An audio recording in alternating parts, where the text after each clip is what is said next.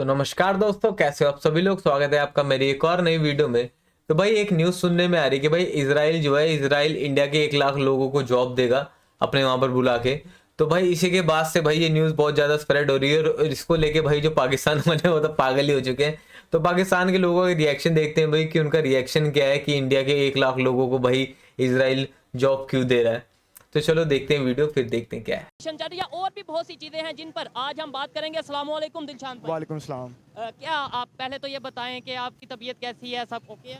अल्लाह का करम है। ठीक हो गया। टॉपिक आपको पता चल गया कि ये एक बड़ी खबर है कि इसराइल ने 1 लाख इंडियन वर्कर्स, मतलब ये है कि ये न्यूज़ आई है कि भाई वीज़ा दे रहे हैं कि आप इंडियंस वहाँ पे जाएं और जॉब करें। क्या कहना चाहेंगे इसके ऊपर? जंग की सिचुएशन में सारी दुनिया इस टाइम परेशान चल रही है, लेकिन इंडिया के ऊपर जो सी है, चाहे इस्लामिक कंट्रीज़ हों चाहे इसराइल हो, सबकी नज़र इस टाइम इंडिया पे है। देखिए जी, इंडिया की सबसे पहले जो फॉरेन पॉलिसी है उसकी दाद देनी पड़ेगी कि उन्होंने जंग का मौका हो या सुलह का मौका हो, वो अपने लिए ऐसी ऑप्शंस बनाते हैं जिससे उनको फ़ायदा होता है। ठीक है। जैसे देखिए, अब इसराइल के अंदर 1 लाख अगर मजदूर जा रहा है इंडिया का, तो उसमें इंडियंस को फ़ायदा होगा। लेकिन अगर आप ये सोचें, फ़लस्तीन उनके साथ रह रहा है, फ़लस्तीन के लेबर तो वहाँ पे काम कर रहे होंगे ना, ऐसे ही है। तो वो उनको अब जगह छोड़नी पड़ेगी और वहाँ पे वो आएगा।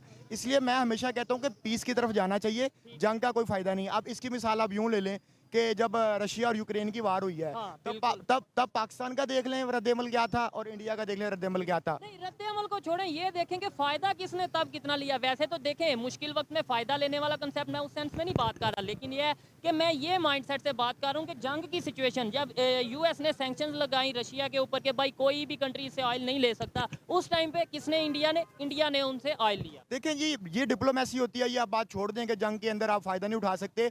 आजकल जो ग्लोबल विलेज बन चुकी है दुनिया, आपने जंग में भी फ़ायदा उठाना है और आपने पीस में भी फ़ायदा उठाना है, अगर आपने अपने कंट्री को आगे लेके जाना है। और इसकी सबसे बड़ी रीज़न ये है कि जो उनका फॉरेन मिनिस्टर है ना, वो एक प्रॉपर एक सिस्टम के थ्रू आया है। डॉक्टर जयशंकर। जो डॉक्टर जयशंकर जो है, वो एक प्रॉपर सिस्टम के थ्रू आया है। जबकि जो हमारा फॉरेन मिनिस्टर अभी तक देख ले, हमारे पास तो यहाँ पे इलेक्टेड गवर्नमेंट ही नहीं है जो कि फैसला कर सके। एक मजबूत फैसला कौन सी गवर्नमेंट कर सकती है जिसके पास मैंडेट होता है। हाँ भाई, पाकिस्तान की एक तो हालत बेकार ही है, ऊपर से भाई इनके जो आज तक जितने भी भाई इनके प्राइम मिनिस्टर बने हैं ना, जितनी भी गवर्नमेंट आई है भाई, इलेक्टेड नहीं है भाई, एक दूसरे को गिरा के ही बनी है। तो इसी वास्ते तो इनका बेड़ा गर्क हो रखा है वहां पर ना। इनका भाई फॉरेन मिनिस्टर मेरे ख्याल से बिलावल भुट्टो ऐसे करके है, शायद से बिलावल भुट्टो जरदारी ऐसे कुछ करके है नाम उसका भाई, वो तो अंग्रेजी है। वो जैसे अब भाई इंडिया के राहुल गांधी को कभी कभी लोग मजाक में लेते हैं ना, वैसे भाई पाकिस्तान के उसको बहुत मजाक उड़ाते हैं उसका।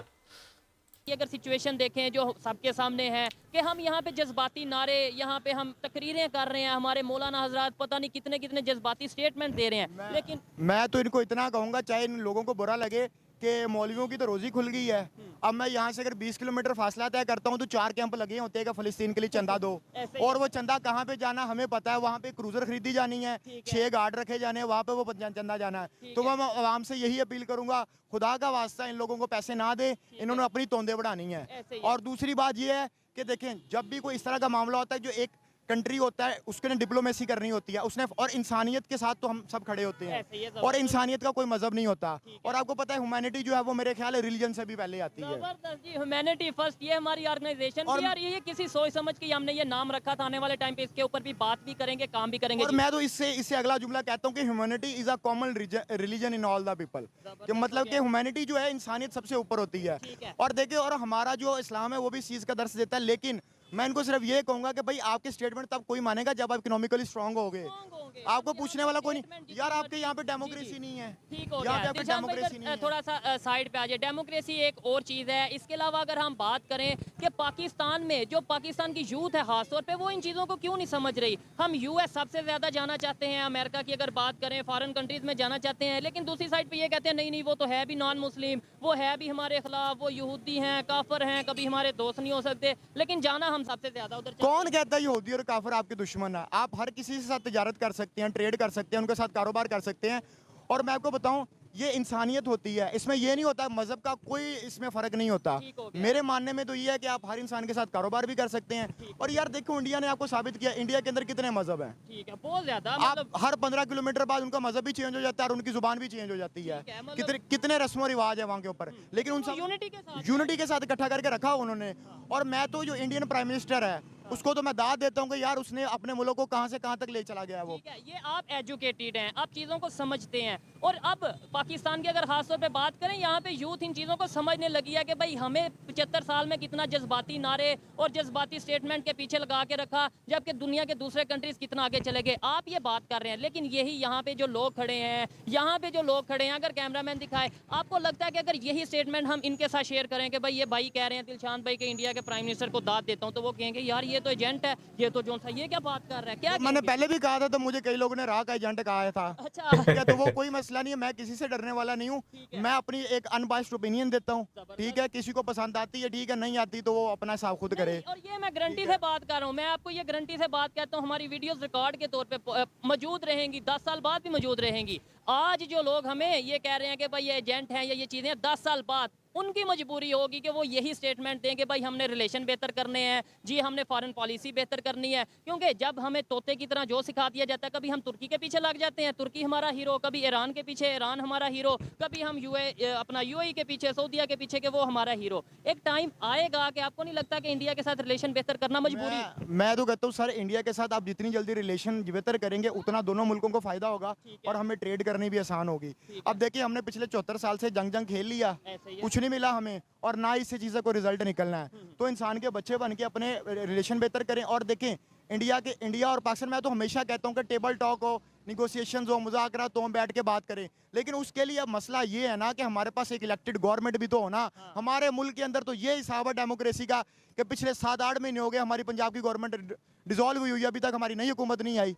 अब मुझे बताएं किस तरह पूरी दुनिया आपके ऊपर, उस हुकूमत के ऊपर ट्रस्ट कर लेगी जो इलेक्टेड गवर्नमेंट ही नहीं है। और आपने भी खबर सुनी होगी, इस हफ्ते में नंबर 1 एजेंसी हमें कहा जाता है हमारे पाकिस्तान वो की खाक एजेंसी को। नंबर 1 एजेंसी है यार, ये इनको लोगों को कॉल रिकॉर्ड्स करने के अलावा इनको कोई काम ही नहीं है। और इस हफ्ते में 3 से 4 अटैक हो चुके। हाँ, वही अटैक के बारे में तो तुम सबको पता ही है कि भाई पाकिस्तान आर्मी में अटैक हो गया, 2-3 जगहों पे ब्लास्ट हो गए उनके, और आर्मी बेस पे भी हुआ था बीच में। तो वहाँ पर भी काफ़ी इनका नुकसान हो गया है। और उसके बाद भी बोलते हैं कि जो उनकी एजेंसी है, क्या नाम है इनका, ISI, वो भाई दुनिया की सबसे मतलब नंबर 1 एजेंसी है। यार इन लोगों को ना बोलते हुए भी हंसी नहीं आती कि इतना सब कुछ हो जाता है, उसके बावजूद भी ये सब ऐसी ऐसी बातें करते हैं। एक पॉलिसी बनाए। आपकी क्या पॉलिसी, अब मुझे बताएं, रशिया और यूक्रेन की वार के अंदर पाकिस्तान के आर्मी चीफ की क्या पॉलिसी थी, पाकिस्तान के प्राइम मिनिस्टर की क्या पॉलिसी थी? दोनों आपस में जो दोनों एक पेज पे ही नहीं थे। अब मुझे बताएं, जब प्राइम मिनिस्टर जो है वो रशिया का दौरा करने जा रहा है, आर्मी चीफ की क्या औकात है कि यहाँ पे बैठ के वो कंडेम करे? ठीक हो गया। अच्छा, अभी रशिया यूक्रेन तो थोड़ा पुराना हुआ केस, हालांकि अभी भी वो सिस्टम नहीं, मैं सिर्फ आपको ये बात कर रहा हूँ example दे कि रहे हैं प्राइम मिनिस्टर, जब प्राइम मिनिस्टर ने एक बात कह दी तो पीछे उसका वो मुलाजिम है, उसने उसी बात को मानना है। अब मुझे बताएं, क्या ये ऐसा हो सकता है कि मोदी एक स्टेटमेंट दे और उसका जो आर्मी चीफ है या फॉरेन मिनिस्टर है वो उसको निगेट कर दे? अभी तक देखने में नहीं ऐसा चाहे। आप मुझे तारीख में दिखा दें ऐसे देखने में आया हो। ठीक हो गया। अच्छा, ये जो अभी हमास और इसराइल की जंग चल रही है, कहा ये जा रहा है इस्लामिक कंट्रीज में, खासतौर पे पाकिस्तान में ये कहा जा रहा है, और मेरी ये जिम्मेदारी है कि जो सच है या जो मुझे लगता है कि ये बात करनी चाहिए, मैं करूंगा, फ्रीडम ऑफ स्पीच मेरा राइट है। ये कहा जा रहा है कि भाई हमास ने बड़ा जबरदस्त कर दिया, देखो जी 70 साल से जुल्म हो रहा था, 60 साल से जुल्म हो रहा था, उन्होंने देखे अटैक कर दिया। 60 साल में जितने लोगों की जानें गई, इसराइल हमास की बात करें, फलस्तीन बर्मा की बात करें, क्या उससे ज्यादा जाने या उतनी जाने ये 10, 15, 20 दिन में नहीं चली गई? देखिए जी, हम तो इंसानियत के साथ हैं। जब हॉलोकास्ट हुआ था यहूदियों के खिलाफ, हम उसके भी खिलाफ थे, वो बिल्कुल गलत हुआ था। ठीक है, जब भी जहाँ पे बगैर किसी वजह के, बगैर रीजन के कत्लो गारत होगी, हम उसको सपोर्ट नहीं करते, चाहे वो कोई मजहब हो। ठीक है, हम इस चीज को मानते हैं, चाहे वो हिंदू हो, यहूदी हो, ईसाई हो, इंसानी ह्यूमन डिग्निटी में सब बराबर हैं। ये चीज है। ठीक है, कोई किसी के ऊपर फौकियत हासिल नहीं है। और दूसरे नंबर पे मैं आपको बताता हूँ, अब इसके पहले हिस्ट्री की तरफ जाते हैं ना, इसकी हिस्ट्री क्या है। पहले नंबर पे तो इसराइल जब यहाँ पे आबाद होने लगे थे, यहूदी यहाँ पे आबाद होने लगे थे, सबसे पहले तो मुझे ये बताएं कि उनको जगह किसने फराम की थी, शेल्टर किसने फराम की थी? अपनी पैसे लिए बकायदा। पैसे लेके जमीनें बेची उनको महंगे दामों, और अब वही उनके गाटे फिट हुए हैं। इससे पहले की अगर बात करें, उससे पहले हिस्ट्री की बात करें, आपको नहीं लगता कि यहाँ पे पहले उस एरिया में पहले रहते ही यहूदी थे, उसके बाद वो माइग्रेट करके गए और यहाँ पे मुसलमान? जी, यहाँ पे यहूदी और ईसाई रहते थे, मुसलमान यहाँ पे बहुत कम रहते थे। लेकिन ये जब खिलाफत आई तो उसके बाद बाकी वो एक लंबी हिस्ट्री है, उसके बाद वो आ गए। लेकिन अभी मैं आपको इनका, जब आपको पता है कि इसराइल एक ऑर्गेनाइज्ड कंट्री है, उसके पास एटॉमिक पावर भी है, वो तकरीबन उन्होंने डिक्लेयर नहीं किया लेकिन है वो एटॉमिक पावर, उनका जो डिफेंस सिस्टम है वो इतना तगड़ा है। आप मुझे बताएं, आपको जरूरत ही क्या थी कि ऐसी जंग में हिस्सा लेने की? और चले हर एक की अपना अपना शौक, अपनी अपनी मर्जी है, हम ये नहीं कह सकते जरूरत क्या थी, वो उनकी सिचुएशन लेकिन उन्होंने लेकिन जब फिर जंग अब बाद में आप तरले तो ना करें, आप ये तो ना पूरी दुनिया के मुसलमानों के जज्बात आपने जगा दिए। इधर पाकिस्तान का बच्चा बच्चा कह रहा है कि हम जिहाद के लिए जाएंगे, हम यहाँ जाएंगे वहाँ जाएंगे, और उधर वो जिहाद के लिए ये सबसे पहले तो ये जो जिहादी लोग हैं ना, जिनको बड़ा शौक है जिहाद करने का, जरा जाएं उधर, बॉर्डर खोल दें। मैं पाकिस्तान के ये जो सिलेक्टेड प्राइम मिनिस्टर है इसको कहता हूँ बॉर्डर खोल दो, चले जो इनको शौक पूरा कर लेने दो। मैं आपको बताता हूँ, ये लोग सिर्फ एसी वाले कमरों में बैठ के लोगों को ये बातें बताने के काबिल है, जिहाद करो जिहाद करो। उधर से वो रॉकेट लॉन्चर लेके आए, इधर से तुम डंडे लेके जाओगे। हाँ, ये चीज़ बेशर्मो। ओ यार, ये तो खुद ही बड़ी बेइज्जती कर दे रहा है यार। कह रहा हूँ, एक तरफ आप ये कहते हो कि हमने बहुत अच्छा किया, जंग शुरू कर दी, नहीं, तो या तो आप अपनी बात पे कायम क्यों नहीं रहते? स्टैंस एक रखें। हाँ, ये या चीज़। तो आपने कहा है कि हमास सही कर रहा है, तो फिर आप उसको सपोर्ट करें, पॉलिटिकली भी सपोर्ट करें, सोशली भी करें, इकोनॉमिकली भी सपोर्ट करें। आप कौन सी नॉन मतलब ये है कि पूरी दुनिया में बैन ऑर्गेनाइजेशन है उनके थ्रू यहाँ पे जो सा वो करवा अगर रहे हैं। नहीं, अगर आप इस पे नहीं है तो फिर पूरी दुनिया के साथ, एक तरफ तो आपने हमला कर दिया, उसको सपोर्ट कर रहे हैं, दूसरी तरफ आप मजलूम बने हुए हैं। पाकिस्तानी अवाम को ये मेरी बात बहुत बुरी लगेगी, इसलिए मैं उनको ये समझाना चाहता हूँ कि देखो, जब आपको पता है कि जो इसराइल है वो इतना ऑर्गेनाइज कंट्री है, आपको उससे पंगा लेने की जरूरत ही नहीं थी। नहीं, उसमें ये कहा जाता है ना कि अल्लाह की तरफ से ओ भाई, मदद अल्लाह की तरफ से मदद आएगी, लेकिन अल्लाह पहले ये भी तो कहता है ना कि पहले भैंस जो है वो किले के साथ बांधो, उसके बाद अल्लाह पे तवक्कुल करो। ये नहीं कि भैंस खुला छोड़ दो और आप कह दो कि हम अल्लाह पे तवक्कुल करके बैठे हैं। तो एफर्ट्स मैटर करती हैं। आपने ये पता है कि ईरान के प्रेसिडेंट ने कल परसों फोन किया है इंडियन प्राइम मिनिस्टर को, और उन्होंने ये बोला है कि इसराइल और हमास की जो इस टाइम कॉन्फ्लिक्ट चल रहा है उसमें इसराइल को थोड़ा सा मतलब नहीं, ये है कि आप अपना फोर्स करें या उनसे ये कहें कि भाई ये मामलात को खत्म करें, यानी कि इंडिया को फिर कहा जा रहा है जंग बंदी के लिए भी। क्या 57 कंट्रीज जो इस्लामिक कंट्रीज हैं, OIC है, ये सब लोग कुछ नहीं कर सकते? ये 57 जो कंट्रीज हैं ये कुछ भी नहीं कर सकती। इन्होंने पहले भी मुसलमानों के मुफादात का कोई तहफ़्फ़ुज़ नहीं किया। इनके आपस में ये एक पेज के ऊपर अपने बेनिफिट्स के ऊपर है। अब सऊदी अरब जो है वो अपने बेनिफिट्स के ऊपर चल रहा है, ठीक है। बड़ा हमें कहा जाता है कि जी वो हमारा दोस्त मुल्क है, होगा दोस्त मुल्क, लेकिन वो अपने बेनिफिट्स के ऊपर काम कर। अब ईरान के पिछले 2-4 दिनों से मैं सुन रहा था कि जी आपके पास इतने घंटे का टाइम है, हम ये कर देंगे, हम वो कर देंगे। मुझे तब भी ये लग रहा था कि ये सिर्फ पाकिस्तानी अवाम की और ईरान की अवाम की मोहब्बत हासिल करने के लिए है। लेकिन मैं पूरी अवाम को सिर्फ यही समझाना चाहता हूँ कि दुनिया के अंदर अगर हल है तो वो सिर्फ पीस है, जंग का कोई फायदा नहीं है। मुज़ाकरात से मामला हल करें और देखें, दुनिया अब ग्लोबल विलेज बन चुकी है। यार ये बात तो सच है कि भाई देखो, आज के टाइम में भाई लड़के तो कोई किसी से नहीं जीत सकता। शांति से बैठ के बात करेंगे तभी भाई जीत पाएंगे। और रही बात भाई कि ये जो 57-58 कंट्रीज हैं भाई, मुस्लिम कंट्रीज, भाई सब आज के टाइम में एक दूसरे से फायदे के लिए ही जुड़े हुए हैं। इंडिया से भी सब इसलिए बात करते हैं कि भाई इंडिया इस टाइम पे एक ग्लोबल मार्केट है। भाई इंडिया के अंदर हर टाइप का बिजनेस लोग कर रहे हैं, और इंडिया को पता है लोगों को कि भाई इंडिया इस टाइम पे कुछ भी कर सकता है, कुछ भी मतलब कुछ भी। तभी भाई सब इंडिया के पीछे पड़े हुए हैं, लेकिन पाकिस्तान वालों को नहीं पता, खाली बाकी सबको पता है क्या है कि हम 3 जंगें जीते हुए हैं। अब मैं इस पे जा नहीं चाहता। चार भी कह देते कुछ हैं, 4 भी कह देते हैं। मुझे लगता है कि ये जब से पाकिस्तान बना है इन्होंने जंगें शुरू कर दी हैं, ठीक है। हालांकि हकीकत कुछ है उस देर बाद है, लेकिन मैं इनको सिर्फ इतना कहता हूँ कि भाई अपने आप को सबसे पहले तो मैं पाकिस्तान अगर चाहता है ना कि वो इंटरनेशनल मामलात के अंदर उसका एक इम्पैक्ट हो, उसकी एक पोजीशन हो, जैसे इंडिया की आज पोजीशन है, तो इसको चाहिए कि सबसे पहले तो यहाँ पे एक पॉलिटिकल सिस्टम अच्छा होना, स्टेबिलिटी हो, दूसरे नंबर पे एजुकेशन हो, तीसरे नंबर पे टेक्नोलॉजी हो यहाँ पे हो, और चौथे नंबर पे फिरका वराना फसादात, मजहबी फसादात को बिल्कुल खत्म कर दिया जाए। आप हमेशा एक बात ध्यान में रखें, ह्यूमन डिग्निटी में सब इंसान बराबर हैं। ठीक हो गया। एक मुल्क में एक हिंदू का भी वही किरदार होता है मुल्क की तरक्की में, एक मुसलमान का भी, एक यहूदी का भी। इक्वालिटी होनी चाहिए, कोई भी कंट्री हो, चाहे पाकिस्तान यार हो, आप चाहे यहाँ पे इंडिया देखना, इंडिया के अंदर ईद की छुट्टी होती है, दिवाली की छुट्टी होती है, सारी छुट्टियां मनाई जाती है ना, ठीक है। वो कितनी बड़ी डेमोक्रेसी है। सबसे पहले आप डेमोक्रेसी को प्रिवेल करें, हो गया। और आपकी बात तब ही मानी जाएगी जब आपकी डेमोक्रेसी स्ट्रांग होगी और जब आप इकोनॉमिकली पावरफुल होंगे। अब वो इकोनॉमिकली पावर, मुझे बताएं, कनाडा का पिछले दिनों रिसेंटली मसला चला, ठीक है, वो कुछ नहीं कर सके। हालांकि कनाडा एक अच्छा मुल्क है, लेकिन उसके मुकाबले अब इंडिया कनाडा जैसे कंट्री को उन्होंने जो है नाको चने एक दफा घुटने टेकने में मजबूर कर दिया। कनाडा को पहले शायद ऐसा लगा कि भाई इंडिया है, थर्ड वर्ल्ड कंट्री है, डेवलपिंग कंट्री है, हम कुछ भी स्टेटमेंट दे देंगे उन्होंने। लेकिन जिस तरीके से अपना स्ट्रॉन्ग वे में जो सा रिस्पांस दिया, रिएक्शन दिया, अभी कनाडा ये कह चुका है डायरेक्टली इनडायरेक्टली कि भाई हम रिलेशन दोबारा से बेहतर करना चाहते हैं। सर अब देखे ना, ईरान को क्या जरूरत पड़ी कि उसने जाके इंडिया से बात की कि हमारे रिलेशन बेहतर करो। आप मुझे बताएं, अगर एक फिजिक्स का प्रोफेसर है आइंस्टाइन की इक्वेशन पूछने जाएंगे तो फिजिक्स के प्रोफेसर के पास जाया जाएगा जो उस पोजीशन पे होगा। पाकिस्तानी, अब पाकिस्तान के पास क्यों नहीं? अब 57 इस्लामिक कंट्रीज डूब के मर जाओ, तुमसे एक मसला नहीं हल हुआ।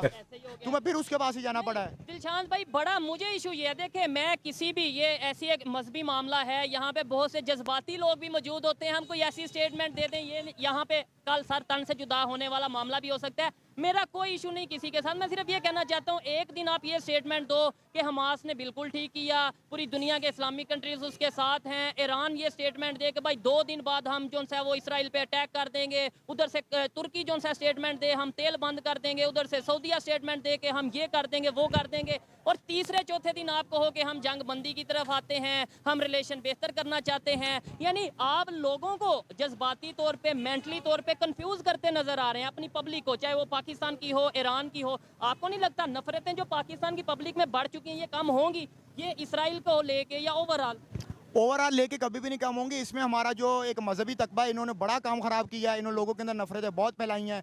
मैं तो अभी इनको यही कहता हूँ कि यार मैंने जब आपने पहली वीडियो हमने शायद रिकॉर्ड की थी इसराइल का जब नया नया मसला बना था, तब मैंने आपको कहा था कि जंगबंदी होनी चाहिए, और आज 14-15 दिन बाद सारे मुल्क इस बात पे इकट्ठे हो गए कि जंगबंदी होनी चाहिए। यार पहले दिन ही कर लेते। 15 दिन पहले क्या स्टेटमेंट दी जा रही थी, पाकिस्तान का मीडिया ये चला रहा था हमास ने नाको चने चबवा दिए इसराइल को, हमास इसराइल फतह करने जा रहा है, हमास ने ये कर दिया वो कर दिया, और आज ये एक तो भाई एक चीज मैं बता दूं कि भाई पाकिस्तान का डूबने में ना अगर पहले नंबर पे पाकिस्तान गवर्नमेंट का आता है तो दूसरे नंबर पे पाकिस्तान की मीडिया का आता है भाई।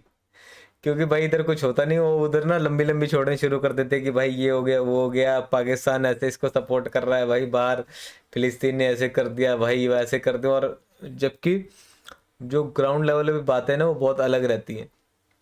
लेकिन भाई इनकी कंट्री में भाई अलग ही बात चल रही रहती है कि एक तो जो चीज़ होती है ना वो बड़ा चढ़ा के बताए, खासकर पाकिस्तान के तौर पे कि भाई हम पाकिस्तानी हैं तो हमने ऐसे कर दिया भाई, हमारे इतना मतलब कंट्रोल है। जबकि यार जो ट्रूथ है वो बताओ, तुम्हें क्या फ़ायदा है उस कंट्री से? अगर फ़ायदा नहीं है तो भाई फालतू का क्यों तुम। और जैसे कि भाई ये बंदा इतना अच्छा बोल रहा था कि भाई ह्यूमैनिटी के ऊपर काम करो, इंसानियत के ऊपर, कि भाई रिलीजन तुम्हारा भाई कब तक, सबको अच्छी बात है लेकिन कंट्री फर्स्ट रखो भाई, ह्यूमैनिटी फर्स्ट रखो, पीस को फर्स्ट रखो पहले, फिर आगे जो चीज़ें उनको देखो बाद में। जब भाई लोग ही नहीं रहेंगे तो तुम उसका क्या करोगे यार, धर्म का क्या करोगे जब लोग ही मर जाएंगे तो। चलो जो भी है भाई, वीडियो थी यहीं तक और वीडियो करते हैं हम ख़त्म। और तो क्या, बस वीडियो पसंद आई तो वीडियो कर दो लाइक, चैनल को कर दो सब्सक्राइब, क्योंकि हम ऐसी वीडियो लाते रहते हैं। धन्यवाद।